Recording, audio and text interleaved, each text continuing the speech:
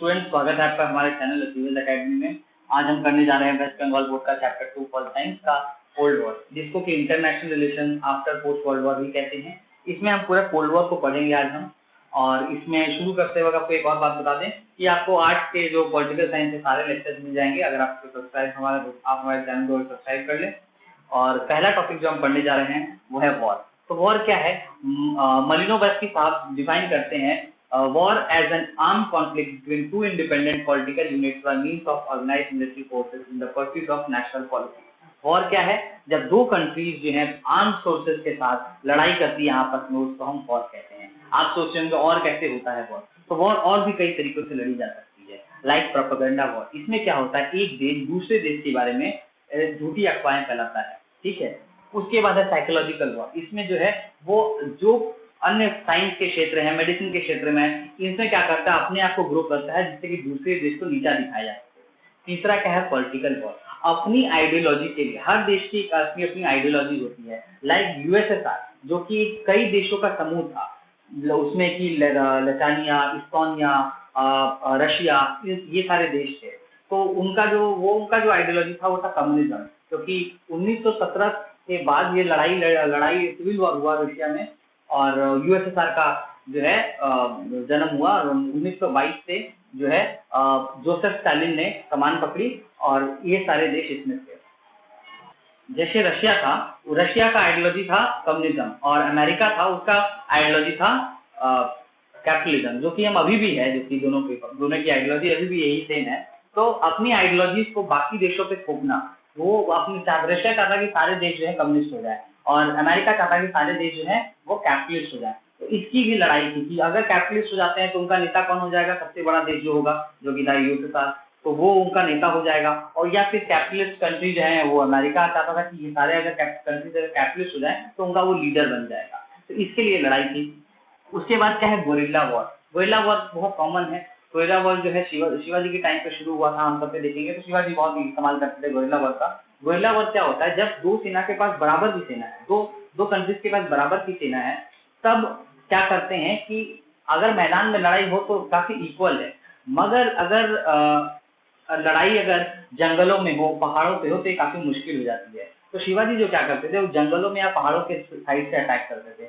आज के देश में सारे देश जो है अपनी मिलिट्री को गोरिल्ला वॉर से ऐसी ट्रेनिंग देते हैं, जैसे कि जंगल में जाते हैं, कपड़ों पे जो है पत्ते लगे होते हैं, और पूरा ग्रीन सूट की तरह होता है, वो उस तरह की ट्रेनिंग दी जाती है। पानी में रह के कैसे लड़ाई की जाए, इन सब की ट्रेनिंग दी जाती है। ये है गोरिल्ला वॉर। और आखिरी जो होता है वो है कोल्ड वॉर, जो काफी इंटरेस्टिंग, और यही चैप्टर का पार्ट है, समझ यही हम पूरा पढ़ने वाले हैं, ठीक है। कोल्ड वॉर क्या होता है, ये दो कंट्रीज के बीच का एक युद्ध है, लड़ाई है, मगर ये आपस में असली में नहीं लड़ते। वो क्या करते हैं, जब मान लीजिए दो कंट्रीज की लड़ाई हो रही है, तो वो क्या करते हैं, एक देश दूसरे को सपोर्ट करता है, दूसरा दूसरे को सपोर्ट करता है। लाइक ए और बी दो कंट्रीज हैं, दोनों के बीच में जो है मनमुटाव है, तो क्या करते हैं, सी और डी की लड़ाई हो रहा है, तो ए क्या करता है, सी का सपोर्ट ले लेता है, और बी क्या करता है, डी का सपोर्ट ले लेता है। तो इस तरह का सिचुएशन क्रिएट होता है। इसी को कहते हैं वर्ल्ड वॉर, इसी को कहते हैं कोल्ड वॉर, सॉरी।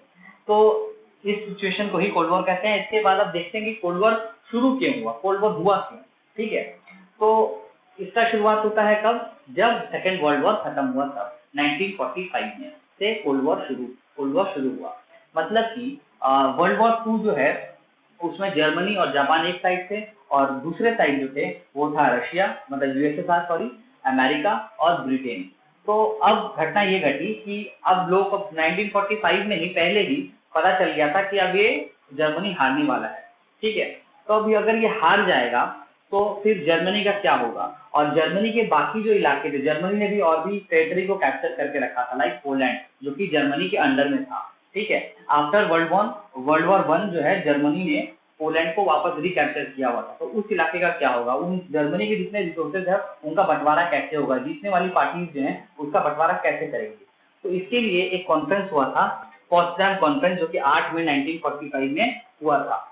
इसके पहले एक कॉन्फ्रेंस और हुआ था, जो कि आपके बुक में भी है, वो है याल्टा कॉन्फ्रेंस। याल्टा कॉन्फ्रेंस में क्या हुआ था, उसमें 3 देश के जो है प्रधानमंत्री जो है वो आए थे, जिसमें कि आपके विंस्टन चर्चिल थे, और अमेरिका के तब के प्राइम मिनिस्टर जो प्रेसिडेंट थे, सॉरी, वो थे रूजवेल्ट, वो थे, और जोसेफ स्टालिन थे यूएसएसआर की तरफ से। तब उसमें डील ये हुई थी, अगर अब जब ये हार जाएगा जर्मनी वर्ल्ड वॉर 2, तो जर्मनी का आधा हिस्सा, जर्मनी के 4 हिस्से होंगे, जिसमें कि एक हिस्सा जो है वो ब्रिटेन लेगा, एक हिस्सा जो है फ्रांस को जाएगा, एक हिस्सा अमेरिका को जाएगा, और एक हिस्सा जो है रूस को जाएगा। और पोलैंड जो है उससे सिर्फ टैक्स वसूला जाएगा, और पोलैंड को या फिर क्या कर दिया जाएगा कि पोलैंड को इंडिपेंडेंट कंट्री बना दिया जाएगा। ये चीज डिसाइड हुई। मगर क्या हुआ, इसके बाद वापस ये घटना ये घटी कि अमेरिका में इलेक्शन हुए और रूजवेल्ट साहब इलेक्शन हार गए। रीजन भी उन्होंने जापान पे एटम बम गिराया था, तो इसके वजह से वो वहां पे अमेरिका में इलेक्शन हारे। तो उसके बाद जब सरकार पलट गई तो वापस एक कॉन्फ्रेंस हुई, जिसको जो कि था पोट्सडाम कॉन्फ्रेंस 8 मई 1945। तो देखिए बहुत इंपॉर्टेंट है ये। इस कॉन्फ्रेंस में अब जो लीडर्स आए थे वो थे British PM Winston Churchill, president H Truman और जोसेफ स्टालिन। एच ट्रूमैन नए प्रेसिडेंट थे जो कि बने थे, वो आए थे। इस दौरान क्या हुआ, ये मुकर गए इन शर्तों पे से। इन्होंने कहा कि नहीं, पोलैंड को इस तरीके से, पोलैंड अगर इंडिपेंडेंट हो जाता तो, और उसमें कम्युनिज्म आने के चांसेस ज्यादा थे। ये यूएस को पता था क्योंकि वो रशिया के पास है, इसलिए यूएस चाहता नहीं था कि पोलैंड को इस तरीके से छोड़ दिया जाए। तो उन पुराने शर्तों पे वो मुकर गए और इसकी वजह से ये डील नहीं हो पाई सही से। और जो है उसके बाद जर्मनी के हिस्से हुए, वो चीज हम पढ़ेंगे कोल्ड वॉर के आगे, कोल्ड वॉर कैसे किस तरीके से बढ़ा और क्या क्या कारण रहे कोल्ड वॉर के। ठीक है, तो स्टूडेंट्स अब हम अपना अगला टॉपिक करने जा रहे हैं जो कि है causes of the origin of cold war. इसमें भी पहला टॉपिक है कॉन्फ्लिक्ट बिटवीन सुपर पावर। इसका मतलब क्या है कि जब वर्ल्ड वॉर 2 खत्म हुआ तो 2 कंट्रीज रह गई थी जिनकी मिलिट्री पावर में स्ट्रॉन्ग थी और जिनकी इकोनॉमी भी काफी स्टेबल थी। वो थी यूएसए और सोवियत यूनियन, मतलब यूएसएसआर। तो ये जैसा कि हम जानते हैं कि एक मैदान में कभी 2 तलवार नहीं रह सकती, बिल्कुल इसी तरीके से इन दोनों के बीच में जो है ईगो क्लैश हो रहा था। दूसरा है डिस्ट्रप्शन ऑफ इंटरनेशनल ऑर्डर। इसका मतलब ये है कि जो छोटे कंट्रीज हैं वो मान लीजिए अगर यूएस के सपोर्ट में जाते हैं तो रूस नाराज हो जाता था, अगर कोई रूस के सपोर्ट में जाए तो यूएस नाराज हो जाता था। तो इस कारण से इंटरनेशनल जो रिलेशन जो है काफी बिगड़ गए थे। तीसरा है फियर ऑफ अटैक। इन दोनों को हमेशा ये लगता था कि इस पे कभी भी कोई भी जो कंट्री है, मतलब ये यूएस यूएसएसआर पे अटैक कर सकता है और यूएसएसआर को लगता था कि वो यूएस पे कभी भी अटैक कर सकता है। Lack of mutual interest. इसका मतलब क्या था कि दोनों को अपने एक दूसरे पे कभी बिल्कुल भरोसा नहीं था, क्योंकि जैसा कि हम जानते हैं 1945 में ही अमेरिका ने न्यूक्लियर वेपन बना लिया था। तो उसको ये लगता था कि यूएसएसआर को ये लगता था कि अमेरिका कभी भी इस पर एटम बम गिरा सकता है। इसलिए 1947 में रशिया ने भी एटम बम बना लिया। तो अमेरिका को ये लगा कि जरूर ये मेरे पे गिराने के लिए बनाया है एटम बम। तो इस तरह के हमेशा एक दूसरे के बारे में दोनों गलत सोचते थे, हमेशा एक दूसरे को गलत मिसयूज किया करते थे, जो कि एक कोल्ड वॉर का सिचुएशन पैदा किया इसमें। दूसरा है कॉम्पिटिटिव एटीट्यूड। ये जबकि अच्छा भी था समाज के लिए, क्योंकि दोनों ने ही साइंस के क्षेत्र में और स्पोर्ट्स के क्षेत्र में काफी कम्पीट किया। जैसे कि अपोलो मिशन शुरू किया अमेरिका ने और चांद पे एस्ट्रोनॉट भेजे। फिर उसके बाद रशिया ने भी स्पेस मिशन शुरू किया। उसके बाद दोनों कंट्रीज ने जो है स्पोर्ट्स में अलग अलग जगह पे भिड़े, लाइक चेस में भिड़े। चेस में अमेरिका की तरफ से बॉबी फिशर और रशिया की तरफ से गैरी कस्परोव, 2 महान खिलाड़ी मिले दुनिया को। उसके बाद है बट ये जो चीज है, ये एक सिचुएशन हमेशा एक वॉर की सिचुएशन बनाती थी, हमेशा दोनों के बीच में कोल्ड वॉर जैसा सिचुएशन बना के रखा था इन दोनों कंट्रीज के बीच। अगला है अवेयरनेस अगेंस्ट वॉर। इन दोनों को हमेशा पता था कि अगर मान लीजिए अगर लड़ाई होती है तो सिचुएशन बड़ा खराब हो सकता है, तो इससे कभी लड़ते नहीं थे सही असली में। तो ये इसीलिए है कोल्ड वॉर, असली में लड़ाई कभी नहीं होगी, बट हमेशा एक माहौल रहेगा हमेशा डर का। Hope for supremacy of capitalism. इसका मतलब क्या है, अमेरिका को लगता था कैपिटलिज्म जो है ये बेस्ट आइडियोलॉजी है, क्योंकि इसी आइडियोलॉजी के माध्यम से कोई कंट्री डेवलप कर सकती है, और जो कम्युनिज्म है इससे कोई भी देश कभी विकास नहीं कर पाएगा। स्टालिन कम्युनिज्म, जिसका मतलब क्या है कि जोसेफ स्टालिन जो कि डिक्टेटर थे, उनको लगता था कि नहीं, कम्युनिज्म एक ऐसी आइडियोलॉजी है जिसके माध्यम से जो है दुनिया जो है आगे बढ़ सकती है। तो ये उनकी थ्योरी थी, जो कि बाद में लेकिन गलत हुई। कम्युनिज्म बहुत सारे देशों में कम्युनिज्म कहीं बहुत कमी देशों में है, चीन और वगैरह जैसे छोटे बड़े देश, सॉरी इन देशों में अभी है, बट वो प्योर कम्युनिज्म नहीं है। वो आज जो उनकी इकोनॉमी है वो मिक्स इकोनॉमी का एग्जाम्पल है। Attempt to avoid hot war. दोनों जो है हमेशा क्या करते थे, अवॉइड करते थे सीधा डायरेक्ट लड़ाई करने से। तो इसके अलावा वो क्या करते थे, एस्पेनॉइड, मतलब कि वो क्या करते थे, आपने जासूस भेज देते थे दूसरे कंट्री में। आपने जेम्स बॉन्ड की मूवीज में देखा होगा कि अमेरिका से जेम्स बॉन्ड जाता है, रूस में जाके जासूसी करता है, तो ये चीज आपने देखी होगी मूवीज में भी। और है प्रॉक्सी वॉर। मतलब प्रॉक्सी वॉर क्या होता है? प्रॉक्सी वॉर में ये दोनों आपस में दो कंट्रीज नहीं लड़ते, उसमें ये होता है कि लाइक ए और बी दो कंट्रीज हैं, तो उनके बीच में जो है झगड़ा है, तो वो क्या करते हैं कि मान लीजिए दूसरी जगह पे सी और डी की लड़ाई होती है, तो वो दोनों क्या करते हैं, वो उन दोनों को अलग पीछे से सपोर्ट करते हैं, ए कर देता है सी को और बी कर देता है डी को, तो आपस में वो डायरेक्टली नहीं गिरते, इसी को कहते हैं प्रॉक्सी वॉर। इसका एग्जाम्पल दुनिया में बहुत बार देखा, वियतनाम में देखा, क्यूबा में देखा, अफगानिस्तान में देखा, ये सारे इसके एग्जाम्पल।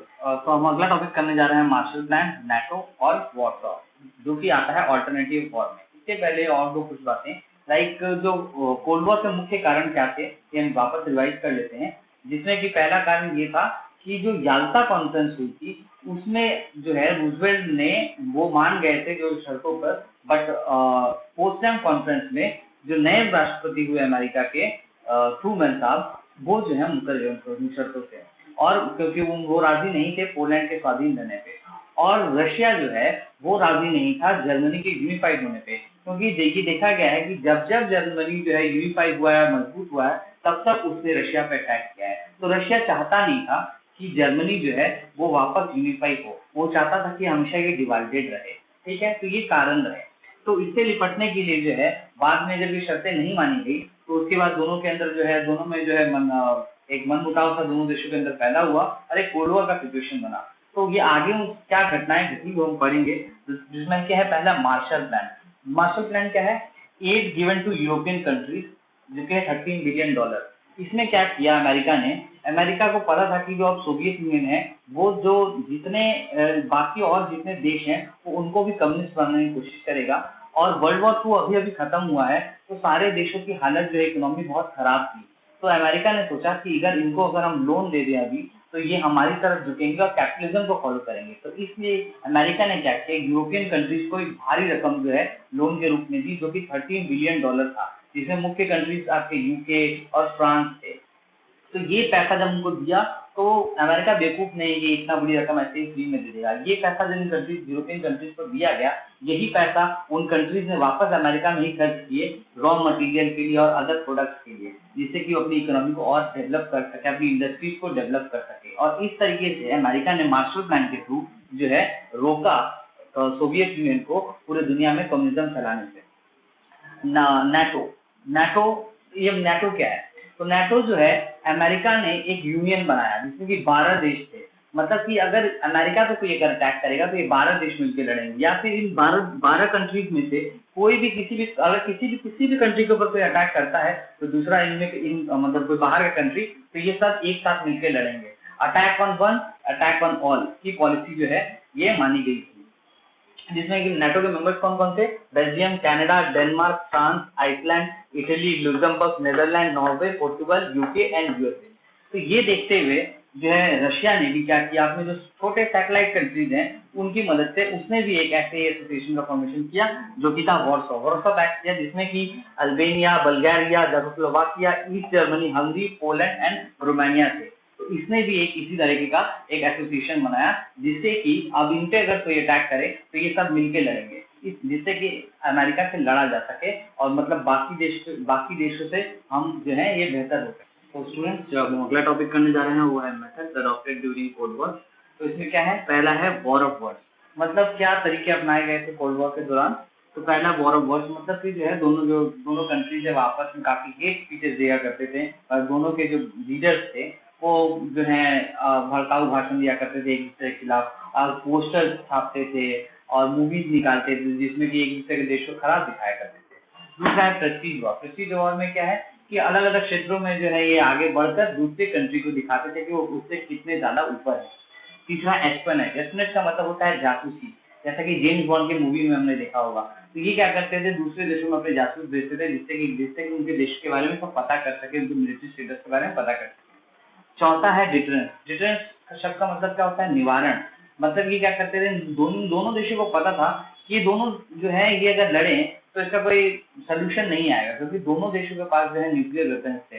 तो इससे कुछ अंदाजा नहीं, मतलब ये अंदाजा तो था कि जो लड़ाई का जो सोल्यूशन है इसका कोई मतलब नहीं है लड़के, क्योंकि दोनों ही कंट्री के पास न्यूक्लियर वेपन्स थे। तो ये हमेशा क्या करते थे कि ये लड़ते नहीं थे, और कोल्ड वॉर के जरिए जो है इस लड़ाई को उन्होंने बनाए रखा था। उसके बाद है ब्रिस्मैनशिप। ब्रिस्मैनशिप क्या होता है? ब्रिस्मैनशिप का मतलब होता है कि लड़ाई की स्थिति, एक तनाव जैसी स्थिति बनना और वो लड़ाई तक पहुंच जाए मगर लड़ाई ना हो, इस स्थिति को हम ब्रिस्मैनशिप कहते हैं। दो कंट्रीज के बीच में तनाव हो और वो तनाव बढ़ता जाए और ऐसा हो जाए कि वॉर होने जैसा सिचुएशन आ जाए मगर दोनों कंट्री भी पीछे हट जाए, इस तरह की स्थिति को हम ब्रिस्मैनशिप कहते हैं, जो कि 1962 में 13 दिन के लिए चला और अमेरिका और यूएसएसआर के बीच में। चलिए उसको हम समझाते हैं। तो क्यूबन मिसाइल क्राइसिस 1962, तो ये क्यूबा एक छोटा सा देश है, टापू है समझ लीजिए, अमेरिका के ठीक नीचे। लाइक ऐसे मान लीजिए, समझ लीजिए ये अमेरिका है तो यहाँ नीचे ये क्यूबा, यहाँ पे एक टापू है, ठीक है। तो और एक चीज समझिए यहाँ पे कि ये मान लीजिए रशिया था, ठीक है, और रशिया में जो कंट्रीज, रशिया के पास जो कंट्रीज थी, तुर्की और क्या कहते हैं, इटली, इन सब कंट्रीज में जो है यूएस ने पहले से मिसाइल अपने डिप्लॉय करके रखे थे कि जिससे जब चाहे वो रशिया के ऊपर अटैक कर सके। तो ये खतरा हमेशा रहता था रशिया को। बट अचानक 1962 में ये हुआ कि क्यूबा में सिविल वॉर हुआ और उस वक्त वहां एक नई सरकार बनी थी और वो जो सरकार थी वो कम्युनिस्ट सरकार थी। तो अब ये हुआ कि अगर अब क्यूबा में क्या 90 पर ये जो सरकार बनी थी वो 1959 में बनी थी, पर 1962 तक रशिया ने क्या किया था, क्यूबा के अंदर सारे मिसाइल्स उन्होंने भेज दिए थे, अपने डिप्लॉय कर दिए। अब जब चाहे तब वो रशिया यूएस का अटैक कर सकता था, जिस तरीके से अमेरिका करने की क्षमता रखता था। इससे जो यूएस है काफी घबरा गया और उसने क्या किया, ये जो क्यूबा आने का रास्ता है, पानी का रास्ता है, इसको पूरा रोक दिया। इसको नेवल ब्लॉकेड कहा जाता है। तो अब दोनों देशों के बीच में एक वॉर जैसी टेंशन होगी कि दोनों देशों के पास अब जो है एक ऐसा रेंज मिल गया था जिससे अटैक कर सके। उस 1962 के टाइम पे दोनों, मतलब सारे देशों के पास जो, मतलब किसी भी देश के पास इंटर कॉन्टिनेंटल मिसाइल नहीं थी, मतलब एक कॉन्टिनेंट से दूसरे कॉन्टिनेंट में अटैक करने के लिए। तो वो हमेशा आसपास के देश खोजते थे। अब रशिया को जो है क्यूबा मिल चुका था, तो क्यूबा से अमेरिका पे अटैक करना बहुत ही आसान था। तो इस सिचुएशन को देखते हुए जो है दोनों देशों में काफी लेटर्स पास हुए और बातचीत हुई। लास्ट में इसका जो है निवारण ये निकला कि जो रशिया जो है अपने मिसाइल को वहां से हटाएगा और अमेरिका कभी भी क्यूबा पे अटैक नहीं करेगा, और साथ साथ टर्की से जो उन्होंने मिसाइल और इटली में जो मिसाइल डिप्लॉय किए थे अमेरिका ने, उसको हटाना पड़ेगा। तो इन शर्तों के बाद जो है ये सेटल हुआ और इसी को ब्रिस्मैनशिप कहते हैं। अगला है प्रॉक्सी वॉर, जो कि हम बता चुके हैं आपको, ए और बी में लड़ाई है और सी और डी की लड़ाई में जो है इंटरफियर करते हैं। और डिप्लोमेसी का मतलब क्या है, कूटनीति के माध्यम से जो है इस लड़ाई को लड़ते हैं, दूसरे कंट्रीज में जो है अपनी आइडियोलॉजी को डालते हैं, इसी को कहते हैं डिप्लोमेसी, ठीक है। तो स्टूडेंट्स, जो हम अगला टॉपिक करने जा रहे हैं वो है एंड ऑफ कोल्ड वॉर, कि कोल्ड वॉर कैसे खत्म हुआ। तो उसके खत्म होने में बहुत लोगों के रोल थे। तो चलिए पढ़ते हैं। पहला है डिटेंटे 1950 टू 1979। तो ये डिटेंटे वर्ड का मतलब क्या है? डिटेंटे वर्ड का मतलब होता है कि पीस लाना और by signing treaty, like agreement sign होते हैं और जो है दोनों कंट्रीज के बीच में जो है जितने न्यूक्लियर प्रोग्राम चल रहे थे उनको बंद किया गया और दोनों आर्मीज जो हैं अपने क्या कहते हैं आर्म्स और मिसाइल्स के ऊपर खर्चा कम करती हैं। इसी को हम डिटेंटे कहते हैं। ये एक प्रिंसिपल है जिसके माध्यम से पीस लाया जाता है, शांति बनाई जाती है। तो ये डिटेंटे 1950 से 1979 तक चला और इसमें सबसे बड़ा रोल था निकिता क्रुश्चेव का। जब वो पावर में आए, उनके आने की वजह से ये चीज हो पाया और जो अमेरिका के साथ रिलेशन अच्छे हुए थोड़े, और उन्होंने ही डिटेंटे की शुरुआत की। और उसके बाद क्या हुआ, agreement between US president Reagan and US leader Mikhail Gorbachev. इन दोनों ने बहुत सारे एग्रीमेंट साइन किए और इसके बाद समझ लीजिए कि कोल्ड वॉर खत्म ही हो गया और 1991 में जो है जो रशिया की जो इकोनॉमी है वो कोलैप्स कर गई। तो हम कह सकते हैं कि इसका कोल्ड वॉर खत्म होने का कोई फिक्स टाइम नहीं था। लोग कहते हैं 89 था, 90 था, 91 था। तो बहुत लोग मानते हैं कि 91 था क्योंकि उसी टाइम सोवियत यूनियन की इकोनॉमी कोलैप्स की थी, ठीक है। अब आते हैं पोलैरिटी के ऊपर। पोलैरिटी क्या है? पोलैरिटी का मतलब है पावर का विभाजन, मतलब कि जो पावर है जो डिवाइड हो जाता है कई हिस्सों में। तो उन 3 तरह का पोलैरिटी होता है, बाइपोलैरिटी, मल्टीपोलैरिटी और यूनिपोलैरिटी। बाइपोलैरिटी का मतलब होता है जब पावर 2 हिस्सों में बढ़ जाए, जैसा कि हमने 1945 से 1991 तक देखा, जिसमें कि यूएसएसआर और यूएस के बीच में पावर जो है पूरा दुनिया का बढ़ चुका था। तो इसको कहते हैं बाइपोलैरिटी, जब 2 देशों में पावर बढ़ जाए पूरे दुनिया का। मल्टीपोलैरिटी, जो कि अभी का सिचुएशन है, आज की डेट में बहुत सारे पावरफुल कंट्रीज हैं, लाइक अमेरिका है, रशिया है, फ्रांस है, इंडिया है, चाइना है। तो अभी जो कंडीशन चल रहा है ये मल्टीपोलैरिटी का है। अब आते हैं यूनिपोलैरिटी। यूनिपोलैरिटी क्या है? ये कंडीशन तब आया जब रशिया की इकोनॉमी कोलैप्स की। 1991 में यूएस इकलौता सुपर पावर था, तो सारा पावर जो है वर्ल्ड का सबसे ज्यादा पावरफुल की कंट्री था तो वो यूएस था।